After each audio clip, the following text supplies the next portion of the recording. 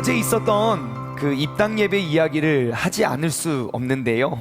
어제는 입당 예배가 있었습니다. 정말 많은 분들께서 오셨고 정말 오신 모든 분들의 행복을 우리는 느낄 수 있었던 정말 기쁨의 축제였습니다.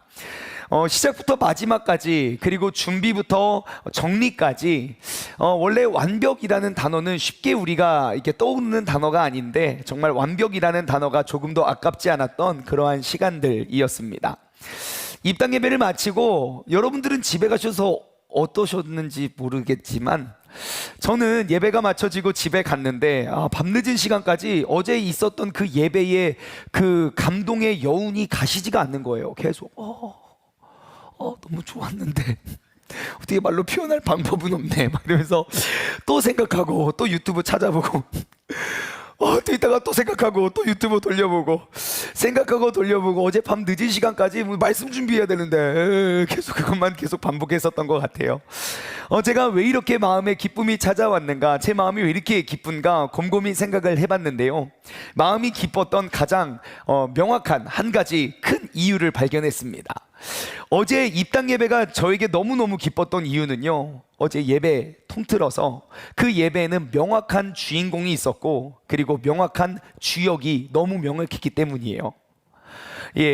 어제 입당 예배에 함께 하셨던 분들께서 한번 대답해 보시겠어요? 어제 예배 전체에 명확한 주인공이 있었는데 혹시 누구였는지 아십니까? 하나 둘 셋.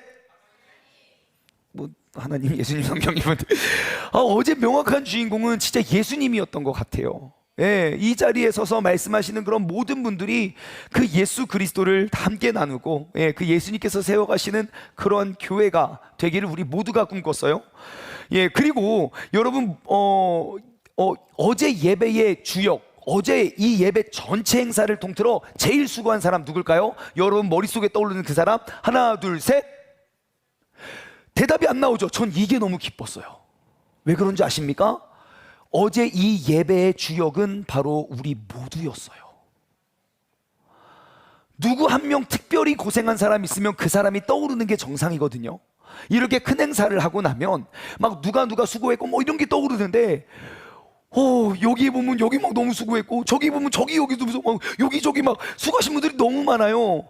그래서 그 아름다운 연합이 모여서 정말 아름다운 그런 입당 예배가 아니었나 싶어요.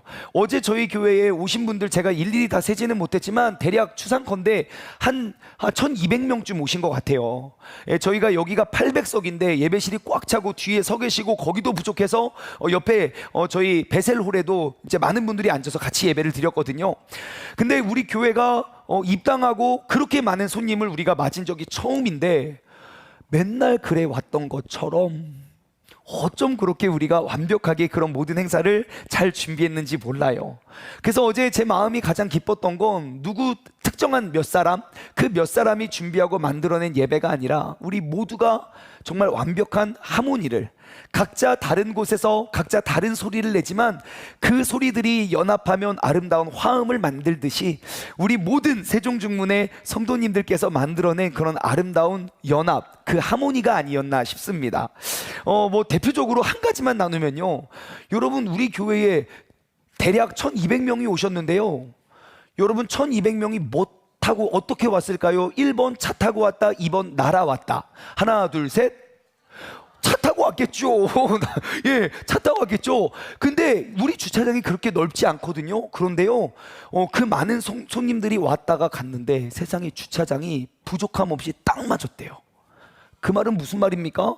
우리 세종중문교회 성도님들께서요 멀리 주차하시고 멀리 걸어오셨고, 제가 아침부터 이렇게 유심히 봤는데요, 진짜 대중교통을 이용해서 저 뒤쪽부터 걸어오시고, 우리 모두의 완벽한 연합을 통해서 이루어진 아름다운 예배라고 생각합니다. 저는 이 사실이 너무 행복한 거예요. 진짜 온 성도가 하나됨, 온 성도가 연합하여서 아름다운 예배를 세워감. 여러분 진짜 그거 너무 행복한 거 아닙니까?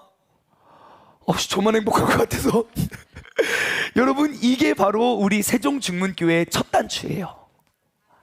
어제 입당 예배는 정말 하나님 말씀에 기록된 대로 우리가 그 예배, 하나님이 임재하시는, 거하시는 그 예배를 위해서 우리 모두의 땀이 묻어졌던 그런 예배였던 것 같아요.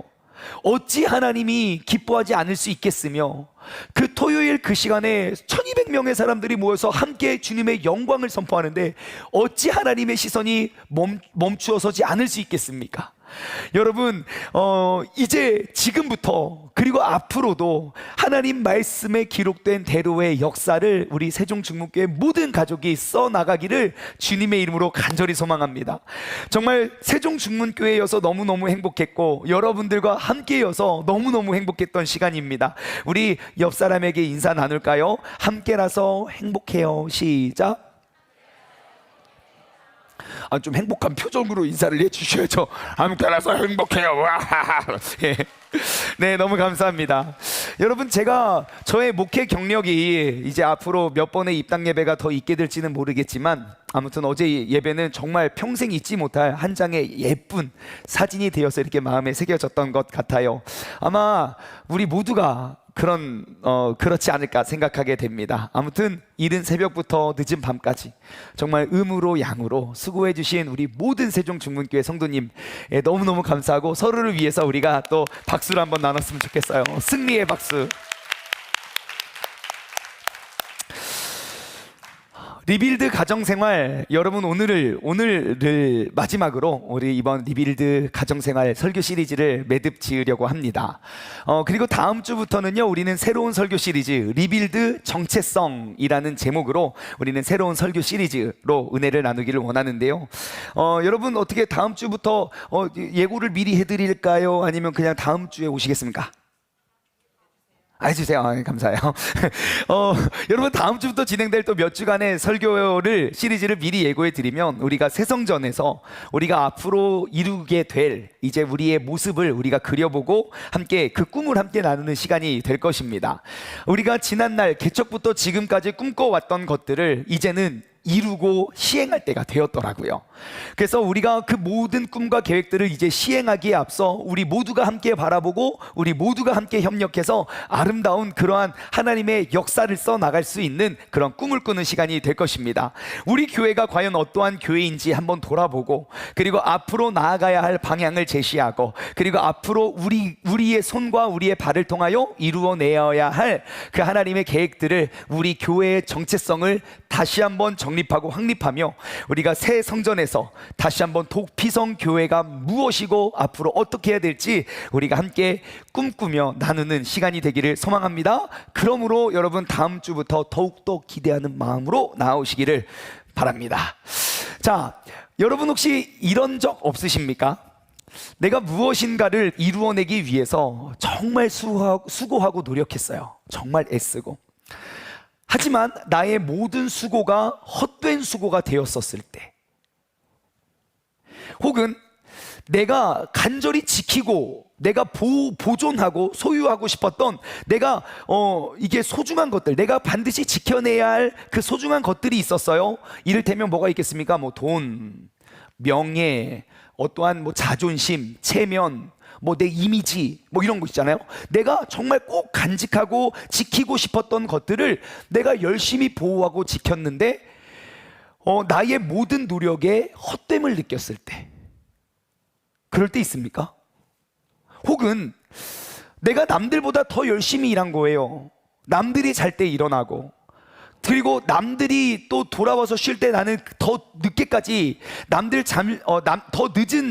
늦게 잠에 들면서까지 열심히 일을 했음에도 불구하고 나의 모든 노력이 모두 헛된 것으로 남겨졌을 때, 성경에 비유하면요, 베드로가 계속 그물을 던졌는데 밤새 그물을 내려도 아무것도 잡은 것 없어 빈 배로 돌아온 것과 같이, 나의 모든 노력과 나의 모든 수고와 내가 꼭 지켜내고자 하는 그런 모든 것들이 헛됨으로 돌아갔었을 때, 여러분 혹시 이러한 경험 있습니까? 없습니까?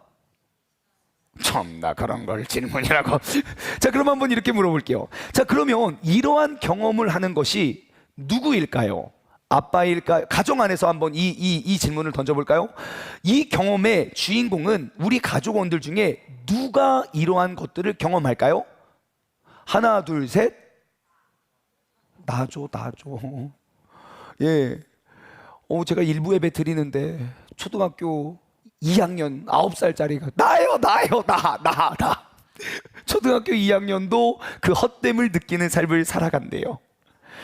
여러분, 가족원들 중에 누구의 수고가 헛되고 그러한 것들을 빼앗기는 걸 원하는 사람이 있겠습니까? 아빠가 왜 맨날 바쁘고 피곤해요? 가족을 위함 아닙니까? 엄마가 왜 이렇게 피곤하고 힘들어요? 가족을 위함 아닙니까? 자녀들이 왜 이렇게 스트레스를 받으면서 그렇게 살아요? 다 가족을 위함이에요. 하지만 참으로 해석하게도 나의 모든 수고와 노력, 그리고 내가 지키고자 했던 것들의 그러한 모든 노력들이 헛됨을 느끼는 것은 우리 모두의 모든 가족원들의 고백이라는 것이에요. 한번 대입해 볼까요? 아빠, 여러분 요즘 직장 생활하기가 쉬울까요? 어려울까요? 질문이 민망할 정도로 어렵고 힘들지요. 직장에서 가족을 위해서 열심히 일을 하고, 직장에 가면 언제나 그렇듯이 상사에게 까이고 후임에게 치입니다. 가족을 위한 수고와 고생과 헌신을 다 하고 집에 딱 들어오면 어떻게 합니까?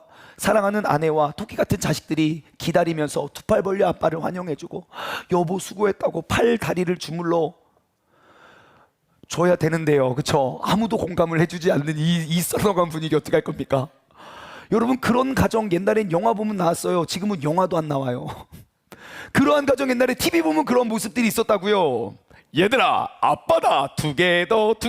옛날에 그런 게 있었다고요. 지금은 여러분 광고 그렇게 안 찍어요. 왜요? 아무도 공감을 할 수가 없기 때문이지요. 지금은 어떠합니까? 그렇게 상사에게 까이고 후임에게 치이고 집에 딱 들어오면 내가 편안하게 쉬면서 충전할 줄 알았는데, 집에 딱 오면 우리 마누님에게 까이고 우리 자식들에게 치이고 나의 모든 수고가 헛됨을 느낍니다. 그럼 그 아내는 어떠할까요? 하루 종일 집안일과 육아에 지쳐가지고 아직 사람이 되지 못한 그 인간 있잖아요. 그 인간 애타게 기다리면, 집에만 오면 내가 그 애타게 기다리면서 집에 오기만을 기다려요. 차량이 도착했습니다. 드디어 나의 육아 퇴근의 시간이 왔구나 기대하고 있는데, 딱 표정이 벌써 하루 종일 너무너무 수고하고 힘들었어요. 제발 날 좀 쉬게 해달라고. 도대체 이 인간은 마늘을 몇 년을 더 먹어야 사람이 될 수 있는가? 우리는 속으로 생각하면서 나의 모든 수고와 헛됨이 느껴져요. 집안일은 항상 그렇잖아요. 티가 나지 않는다는 것. 그리고 치우는 데는 2시간, 어지르는 데는 2분. 우리의 헛됨을 맨날 느껴요. 그렇다면 우리 자녀들은 어떠합니까? 우리 자녀들, 여러분 나름 열심히 공부할까요? 열심히 안 할까요? 하나, 둘, 셋? 그거 다 부모님 생각이에요. 아이들한테 물어보면 다 나름 열심히 공부한다고 한다고요. 항상 자녀들은 그래요. 우리 부모님이 욕심이 많대요. 근데 부모님은 다 그래요. 내가 많은 거 바라지 않는다. 남들만큼만 해. 남들만큼 적당히. 나는 다른 엄마들과 달라. 나는 달라. 남들만큼만 해. 남들만큼만. 도대체 우리 부모님께서 말씀하시는 남들만큼은 도대체 얼만큼인가? 엄마 아빠는 항상 많은 것들을 바라지 않는데요. 근데 난 너무너무 부담이 되는 거예요. 아무리 공부를 해도 부족하대요. 너는 더 크게 잘할 수 있다고. 네가 공부를 안 해서 그러는 거지, 하면 더 잘할 수 있다고. 너는 머리를 할아버지 닮았다고 막 그러면서 우리는 계속 막 그렇게 우리는 독려하고 격려를 해요. 아이들 입장에서는 어떨까요? 내가 나름 수학 공부를 해요. 근데 엄마가 말하는 그 남들만큼 항상 수학 공부를 할 때는 수학 제일 잘하는 애가 기준이에요. 영어 공부할 때는 영어 제일 잘하는 애, 그냥 미국에서 태어난 미국 사람이에요. 막 그런 애가 기준이에요. 그래서 다 모아보면 전국 1등해야 성에 찰까 말까예요. 그러니까 우리의 모든 노력과 모든 수고가 다 헛됨을 느껴요. 여러분, 이 헛됨은 오늘날 가족원 모두가 느끼고 있는 고충과 어려움입니다. 한번 생각해 보세요. 내가 밖에서 아무리 힘들어도 그 가정이 천국이어서 나의 모든 수고의 위로와 충전의 시간이 된다면 여러분, 세상에 무엇이 두렵고 무엇이 어렵겠습니까? 하지만 이 세상이 무섭고 두려운 이유는 어려움 때문이 아니에요. 우리의 가정이 흔들리기 때문이에요. 여러분, 이러한 헛됨을 모든 가족원들이 느끼고 있다면, 여러분 가정 안에서의 이러한 헛됨이 가정의 천국을 이루어 갈까요? 지옥을 향해 나아가고 있을까요? 여러분, 가정 속에서 천국을 느끼는 방법, 헛됨이 만족이 되는 것이에요. 나의 수고가 쉼이 되는 것이에요. 내가 달라져서가 아니에요. 나의 있는 모습 그대로 헛됨을 느끼는 것이 만족과 감사로 바뀌면 여러분, 그곳이 가장 행복한 천국이 되지 않겠습니까? 그럼 우리가 어떻게 그렇게 하면 될까요? 오늘 본문 말씀에서 우리는 그 지혜를 얻길 소망합니다. 여러분, 오늘 본문 말씀을 다시 한번 쭉 읽으면요, 우리의 모든 헛됨을 해결할 수 있는 딱 한 가지 방법을 제시합니다. 제가 1절과 2절의 말씀을 읽어드릴게요. 여러분, 한번 그 해결, 한 가지 명확한 해결 방법이 무엇인지 한번 여러분 생각해 보세요. 여호와께서 집을 세우지 아니하시면 세우는 자의 수고가 헛되며, 여호와께서 성을 지키지 아니하시면 파수꾼들이 깨어서 그 파수하는 것들이 헛되도다. 너희가 일찍 일어나고 늦게 누우며 수구의 떡을 먹음이 헛되도다. 그러므로 여호와께서 그의 사랑하는 자들에게는 잠을 주시는다. 자, 그러면 나의 수고와 나의 일찍 일어남과 늦게 잠과 나의 모든 내가 지키고 보호하는 그런 모든 것들이 헛되지 않는 한 가지 방법은 무엇입니까? 뭐죠? 여호와께서 지키시는 것이에요. 하나님께서 경영하시면 돼요.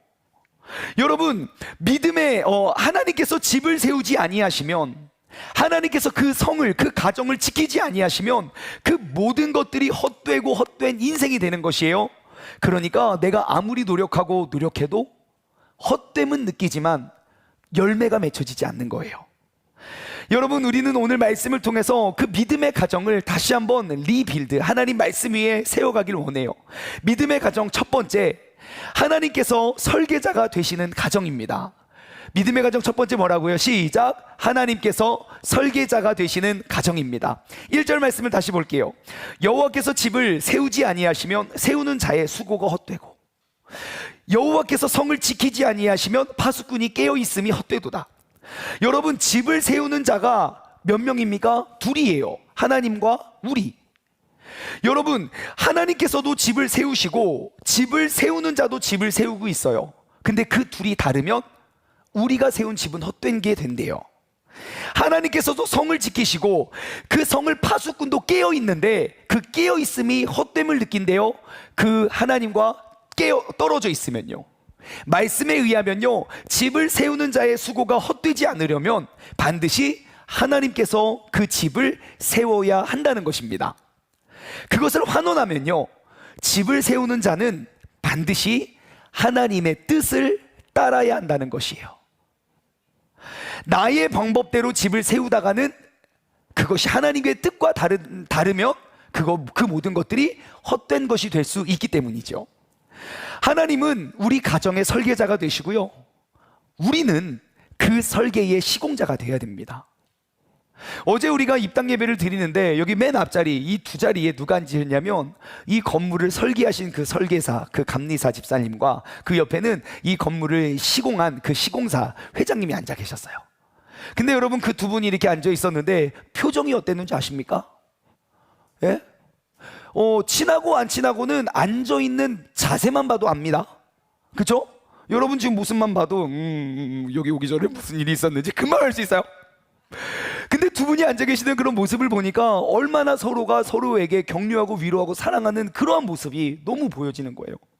만약에 내가 설계한 대로 시공이 되지 않았더라면, 혹은 설계와 다른 건물을 지었다면 그 둘이 같은 곳에 앉아 있었어도 왼수는 이런 왼수는 없죠. 내가 이렇게 지었냐? 내가 이렇게 설계했냐? 왜 이렇게 지었냐고. 하지만 그 둘이 아름다운 연합을 이루어 가는 것이에요. 여러분, 아무리 멋지게 설계를 하더라도 시공자가 그 설계를 인정하지 않고 받아들이지 않는다면 여러분, 절대로 아름다운 건물이 지어질 수가 없습니다. 저는 평생 처음으로 하나의 건물이 설계됨부터 구상부터 설계와 그리고 모든 시공을 매일매일 살펴봤어요. 매일매일. 그러니까 저도 진짜 배운 게 많고 또 이렇게 깨달은 게 많은데 이거 시공하고 설계하고 시공하는 게 진짜 쉽지가 않더라고요. 이를테면 이게 좀 업계의 비밀인데 제가 몇 가지 알려드릴게요. 여러분, 지하실과 1층과 2층과 3층 화장실이 다 똑같은 위치에 있잖아요. 가서 바닥 타일을 보시면 모양이 달라요. 업계의 비밀인데, 어디는 지그재그로 돼 있고요, 어디는 반듯이 돼 있어요. 분명히 설계는 똑같이 했는데 왜 그런지 아십니까? 시공하는 사람이 하던 대로 해서 그래요. 어이 뭐 화장실 타일 뭐 이거네 하고 그냥 다 해버렸어요. 이게 왜 달라? 왜냐하면 설계도를 면밀히 살펴보지 않았기 때문이에요. 제가 또 한 가지 이 업계의 비밀을 알려드리면, 우리 교회 그 벽돌을 많이 붙였잖아요. 2층의 벽돌을 보세요. 면마다요 그 간격과 넓이가 조금씩 다 달라요. 왜 그런지 아십니까? 다른 시공자가 와서 그래요. 분명히 설계는 이게 딱딱딱 맞아야 되는데 그거 잘 안 보고 하던 대로 그냥 막 붙여서, 그래서 얼마나 설치했다가 뜯었다가 설치했다가 또 얼마나 많이 했는지 몰라요. 일예로 우리 보통 내부 유리는요 단창으로 해요. 그래서 그 프레임이 다르거든요. 단창 프레임과 복창, 그 두 개 두꺼운 유리의 프레임이 다르거든요. 그래서 그 업체가 와가지고 열심히 했는데 보니까 다 단창 유리를 껴놓은 거예요. 분명히 설계도에는 우리 실내에도 되게 따뜻하고 튼튼하게 복창 유리를, 두 개의 유리를 했거든요. 어떻게 합니까? 다 뜯어서 다시 해라. 얼마나 많이 뜯어다 붙였다 했는지 몰라요. 그럼 그 사람들이 왜 이렇게 그런 수고를 합니까? 우리가 열심히 면밀히 그 설계도를 살펴보지 못했기 때문이죠. 근데 가만히 보면요, 우리의 인생도 그와 같아요. 내가 조금만 알면 우리는 설명 잘 안 들어요. 내가 조금만 잘한다고 생각하면요, 누가 잔소리하는 거 기분 나빠해요. 하나님께서 분명히 어제 어려움과 오늘의 어려움, 내가 봤을 때 똑같으니까 하나님 똑같겠지. 아니요, 내가 기도의 순간은 길어도 응답의 순간은 잠깐이에요. 언제 그 응답이 올지 모르니 나는 처음 기도하는 것처럼 열심히 기도해야 되는데, 야 그거 기도해도 안 돼. 어차피 우리가 내 문제에 설계를 하고 있어요. 여러분, 우리의 인생도 이와 같습니다. 우리의 가정도 설계자이신 하나님의 뜻에 따라 우리의 가정의 질서를 시공해야 되는 것입니다. 하나님께서는 이 가정을 어떻게 설계하셨는지 아십니까? 하나님께서 세워놓으신 명확한 질서가 있습니다. 여러분, 천지창조의 그 원리를 보십시오. 태초에 하나님이 계셨어요. 그리고 그 하나님께서는 언제나 먼저 되신 분이에요. 그리고 하나님께서 사람을 지으셨어요. 그리고 그 사람이 하나 되어서 연합을 하니까 자녀가 생겼어요. 여러분, 창조의 질서는 언제나 하나님 첫 번째, 그 다음 부모, 그 다음 자녀예요. 이 질서는 지금까지 한 번도 달라진 적 없고 앞으로도 달라질 계획이 없습니다. 그렇다면, 환원하면 모든 가정의 질서는 첫 번째 하나님의 뜻, 두 번째 부모님의 뜻, 세 번째 자녀의 뜻이에요. 여러분, 이 질서가 바로 잡히면 가정이 건강히 세워집니다. 왜냐하면 하나님은 한 번도 예외를 둔 적이 없거든요. 여러분, 물은 어디로부터 어디로 흐릅니까? 위에서부터 높은 곳에서 낮은 곳으로 흐릅니다. 여러분, 세상이 미쳐서 강산이 몇 번 바뀌었어요. 그럼 물이 낮은 곳에서 높은 곳으로 올라갈까요? 아니요, 누구도 그렇게 생각하지 않아요. 그렇게 설계되고 만들어졌기 때문에. 우리의 가정도 마찬가지입니다. 하나님께서 설계한, 하나님 먼저 계시고 그 다음 부모님 계시고 그 다음 자녀가 있는 것이죠. 여러분, 이 질서는 영원히 변하지 않는 질서이기 때문에 질서가 회복될 때 우리의 가정이 회복될 거예요. 내가 가정에서 수많은 수고와 노력을 함에도 불구하고 그 모든 것이 헛된다는 생각이 들면 여러분 한번 점검해 보시길 바래요. 나의 수고가 아니라 우리의 질서를. 오늘날 이 세상의 가정들마다 행복을 잃어버린 이유가 뭘까 곰곰이 생각해 보면요, 그 중에 한 가지 큰 이유는 질서가 무너졌기 때문이에요. 첫 번째, 자녀의 뜻이 앞서고요, 그 다음 부모의 뜻, 그 다음 다른 모든 뜻 뒤에 맨 마지막에 하나님 뜻이 있어요. 우리 가정이 무엇인가 의사를 결정하고 뭔가 할 때 하나님 뜻 물어보는 가정 찾기가 진짜 쉽지가 않아요. 우리는 분명 하나님의 성경이 매뉴얼이라고 말하는 사람들인데 찾아보기가 쉽지 않아요. 비그리스도인들은 그럴 수밖에 없겠죠. 자신의 뜻이 앞서고 자녀의 뜻이 앞설 수 있겠지요. 하지만 매일 성경을 보는 우리도 그러하다는 것이에요. 질서가 무너져 버렸어요. 아무리 이야기해도 바뀌지 않는 남편과 바뀌지 않는 아내, 그러니까 우리는 포기해요. 그리고 그 모든 기대를 자녀에게 하죠. 자녀로서 대리만족하는 거예요. 하지만 만족이 됩니까? 아니요. 사춘기만 지나면 엄마 아빠가 나한테 해줄 게 뭐가 있냐고. 결혼하면 다 며느리한테 뺏기고 그런 거 아니겠습니까? 여러분, 오늘날 연일 이어지는 그 무너지는 학교의 모습들을 보면 진짜 가슴이 메어집니다. 정말 내일이 너무 두려워요. 여러분, 교육을 하는 교사와 교육을 받는 학생의 질서가 무너졌어요. 질서가 바뀌었어요. 그러니 어찌 학교가 바로 설 수가 있겠습니까? 그런데 문제는 무엇이냐? 선생과 학생의 질서를 깨뜨린 사람이 누구냐는 거예요. 그게 부모 아닙니까? 여러분, 우리의 가정이 무너진 그 무너진 질서를 다시 회복하기를 소망합니다. 질서가 바로 설 때 건강한 가정이 될 수 있습니다. 질서가 회복될 때 우리의 모든 수고가 헛되지 않게 되는 것입니다. 하나님께서 경영하는 가정은 무엇일까? 믿음이 우선된 가정, 신앙이 우선된 가정입니다. 여러분, 가정의 질서의 우선순위가 먼저 하나님이 되는 것이에요. 예배가 중심이 되고 교회에서 봉사가 중심이 되고, 즉 가정의 질서를 하나님을 첫 번째로 두는 것입니다. 여러분, 생각해 보세요. 가정의 예배가 우선이 되고 말씀이 우선이 되고 기도가 우선이 되었을 때 우리 가정의 모습은 어떨까요? 문제가 발생했어요. 어려움이 있어요. 어려우면 어려울수록 하나님이 우선순위라면 먼저 하나님께 나아가겠지요. 먼저 하나님께 묻겠지요. 그럼 어려움이 발생할 때 하나님께 더 가까이 나아갈 거예요. 문제가 커졌어요. 내 생각했던 것보다 더 크고 더 어려워요. 그러면 가정은 어떻게 되겠습니까? 더 하나로 하나님 안에서 뭉치겠지요. 문제가 커지면 커질수록 하나님께 더 부르짖고 더 나아가 하나님과 더 친밀해질 거예요. 또한 문제 속에서 그 가족이 하나 될 거예요.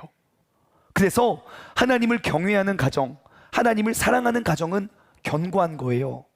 그래서 말씀에는 천대에 이르러 내가 너와 함께 하겠다는 그 복은 물질의 복, 돈, 그런 것을 말하는 게 아니에요.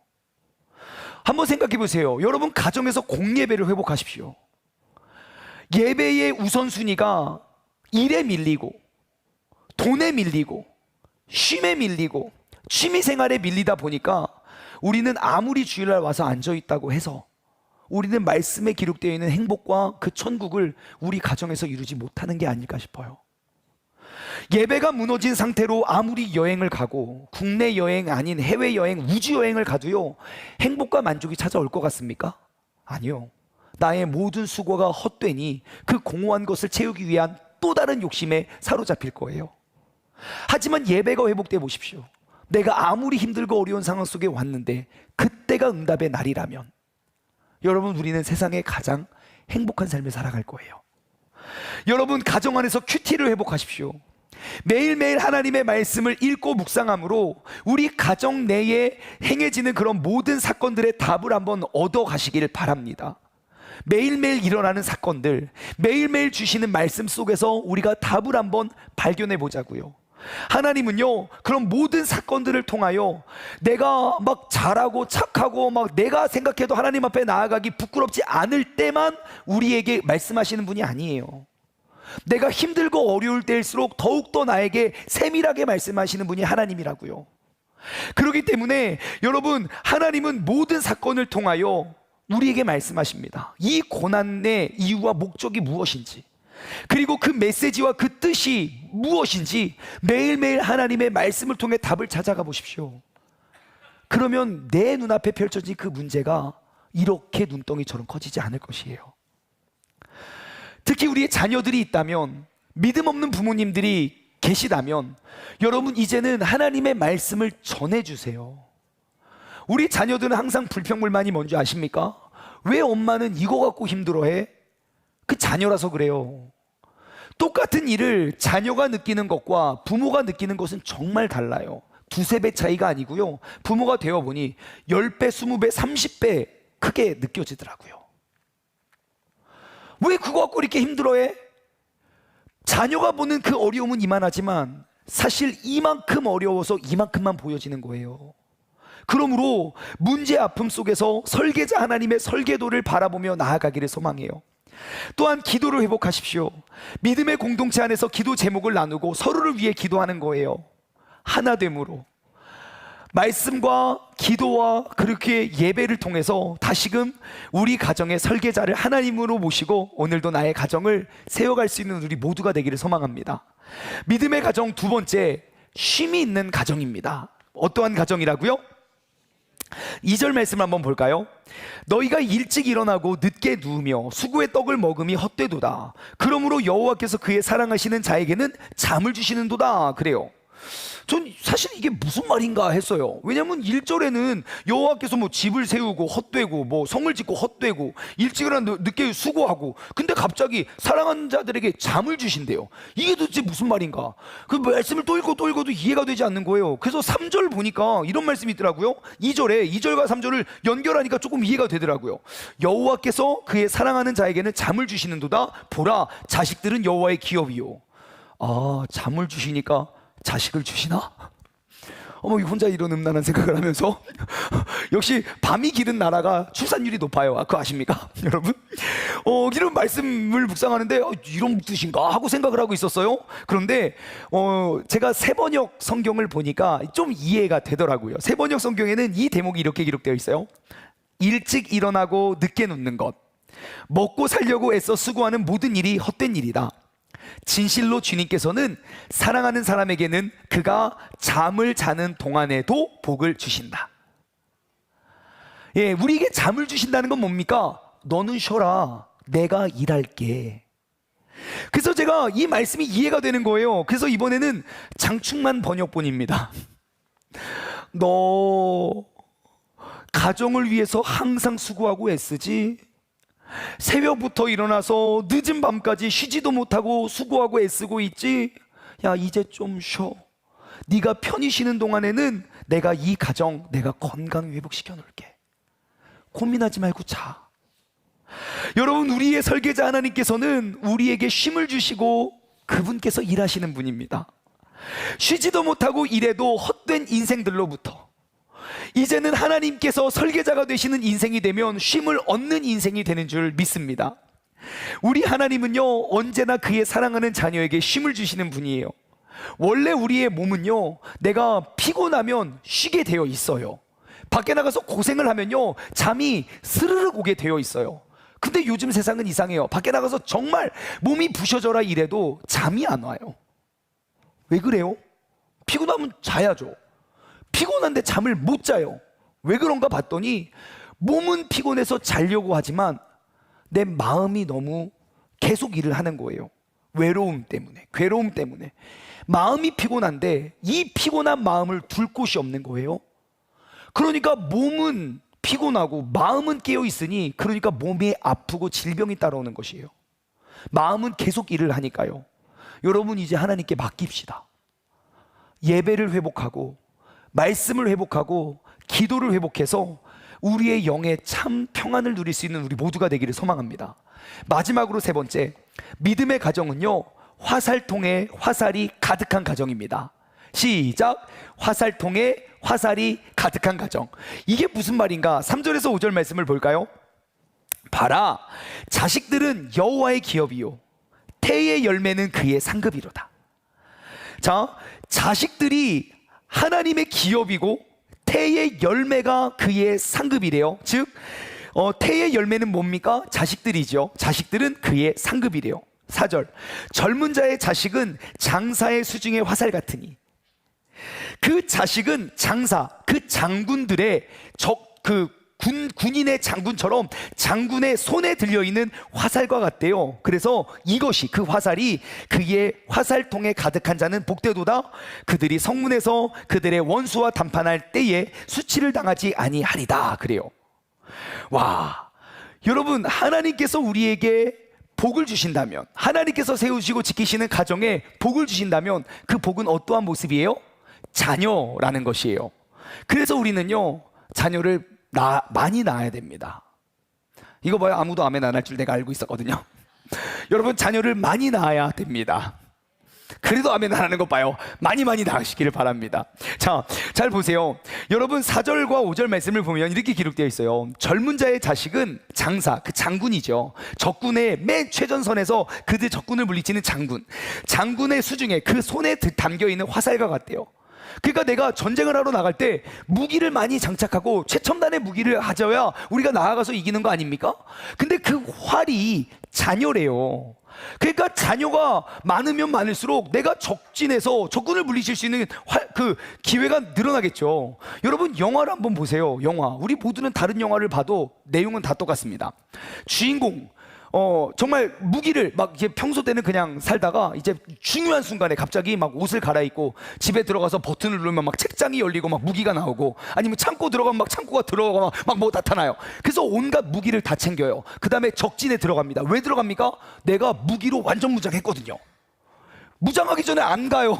무장을 하고 들어가요. 요즘 보니까 막 날아다니던데요. 팡팡팡팡팡팡팡. 보셨습니까? 여러분 적군은요 그냥 스치기만 해도 다 죽어요. 제가 보니까 총 소리만 나도 죽는 것 같아요. 빵! 아, 깜짝이야. 우와, 막 죽어요. 주인공은요, 절대 죽지 않아요.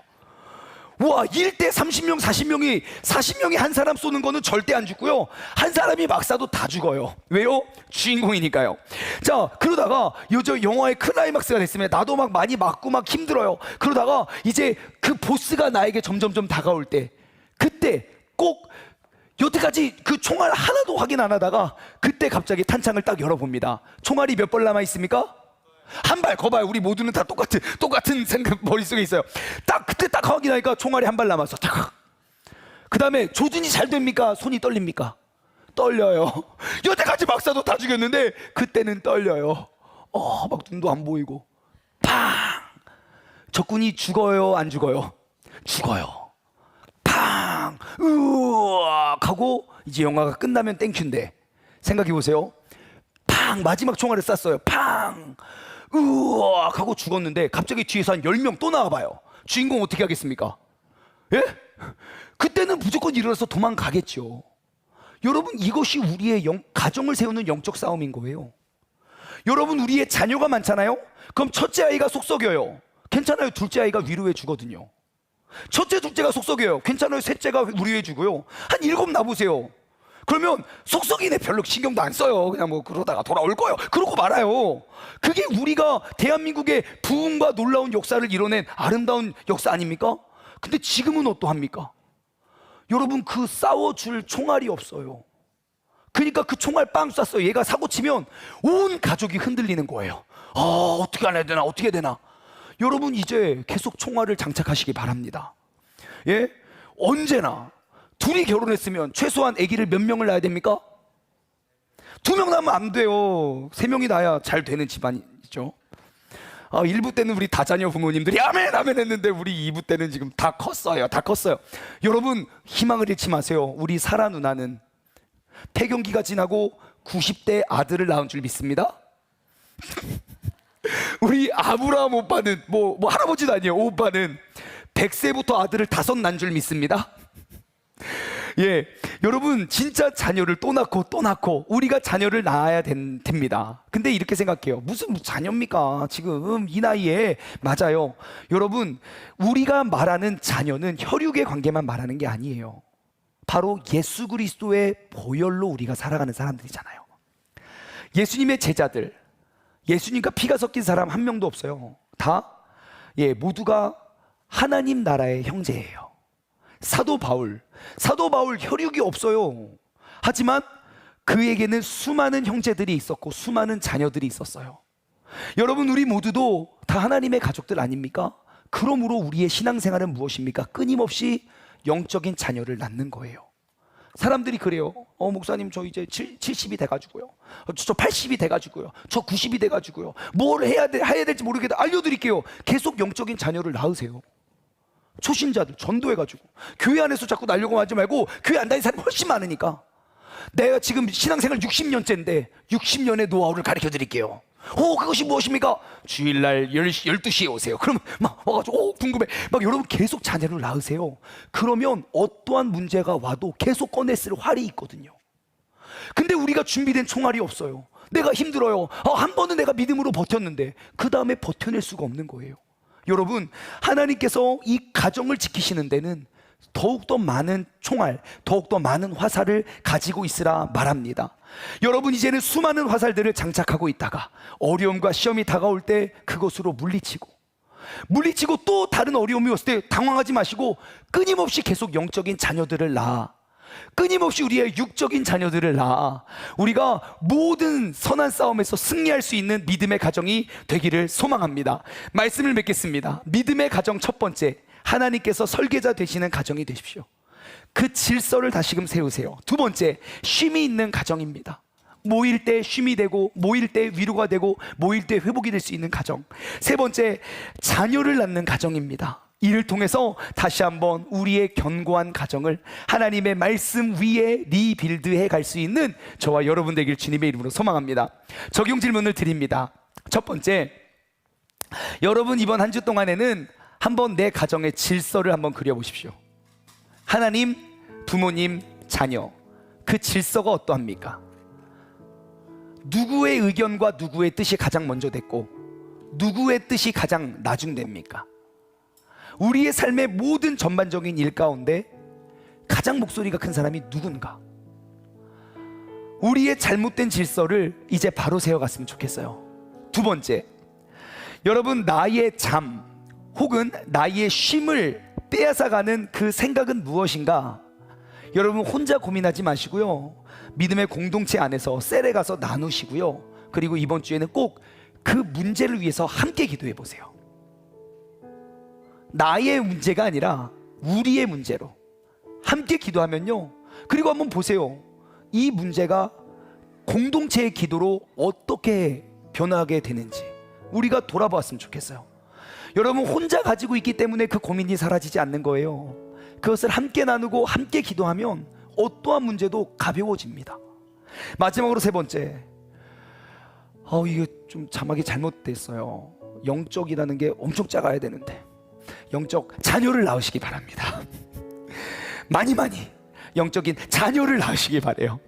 여러분, 우리가 진짜 대한민국이 무너진다 보고만 계시지 마시고요, 진짜 할 수 있다면 계속 낳으세요. 저 끝났는데요. 이제는 영적인 자녀를 낳으세요. 영적인 자녀를 계속 낳아서 내가 모든 총알, 모든 무기를 다 소진하고 써도 또 계속 생겨나서 또 싸울 수 있는 우리 모두가 되길 소망합니다. 말씀을 맺으며 우리가 다시 한번 부흥을 선포하길 원합니다. 하나님, 이 땅의 황무함을 보소서.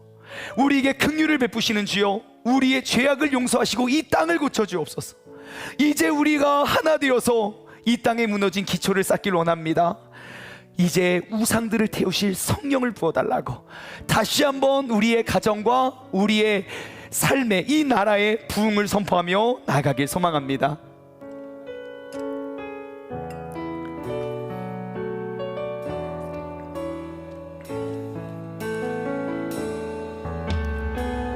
이 땅의 황무함을 보소서. 하늘의 하나님, 긍휼을 베푸시는 주여, 우리의 죄악 용서하소서. 이 땅 고쳐 주소서. 이제 우리 모두 하나 되어 이 땅에 무너진 기초를 다시 쌓을 때 우리의 우상들을 태우실 성령의 불 임하소서. 부흥의 불길 타오르게 하소서. 진리의 말씀 이 땅 새롭게 하소서. 은혜의 강물 흐르게 하소서. 성령의 바람 이제 불어와. 오 주의 영광 가득한 새날이 되길 원합니다. 주소서. 주님 나라 이 땅에 임하소. 풍의 불길 타오르게 하소서. 풍의 불길. 아멘. 진리의 말씀 이 땅 새롭게 하소서. 은혜의 강물이 흘러넘치길 원합니다. 우리의 가정 가운데 성령의 바람이 이제 불어와. 주의 영광 가득한 새날 주소서. 주님 나라 이 땅에. 아멘. 다같이 두 손을 번쩍 들고 주님의 이름을 한번 힘차게 부르짖고 나의 가정을 위해 기도하겠습니다. 주여. 하나님 아버지 감사합니다. 아버지, 주님께서 우리를 붙잡아 주시고 하나님의 말씀으로, 그 진리의 말씀으로 아버지 우리의 가정이 새로워지게 해주심에 감사드립니다. 아버지, 우리의 가정이 하나님의 말씀 위에 다시금 우리의 가정의 모습을 리빌드해 가길 원합니다. 무너졌던 질서와 깨어졌던 질서를 다시금 하나님 말씀 위에 우리가 바로 세워 아버지 말씀에 기록된 대로 우리에게 쉼이 있고 잠이 있는 그런 가족이 회복되어질 수 있도록 주님께서 역사하여 주시옵소서. 우리 아버지 되시는 하나님께서 우리가 자고 있는 동안에도 일하시고 우리가 쉬고 있는 동안에도 회복과 역사를 이루어 주신 하나님, 아버지 하나님, 우리가 이 삶 가운데, 이 가정 가운데 온전히 충만한 역사를 이루어갈 수 있는 믿음의 자녀들 되게 하여 주옵소서. 우리의 가정에 부흥이 일어나길 원합니다. 우리의 가정에 아버지 성령의 바람이 불길 원합니다. 우리의 가정이 온전히 회복되어 아버지 나의 삶의 모든 것들이 다시금 하나님 말씀 위에 리빌드되어 아버지 수많은 영적인 무기를 가지고 아버지 우리가 모든 두려움과 근심과 걱정과 염려를 뚫어내고 이겨나갈 수 있는 믿음의 자녀들 되게 하여 주시옵소서.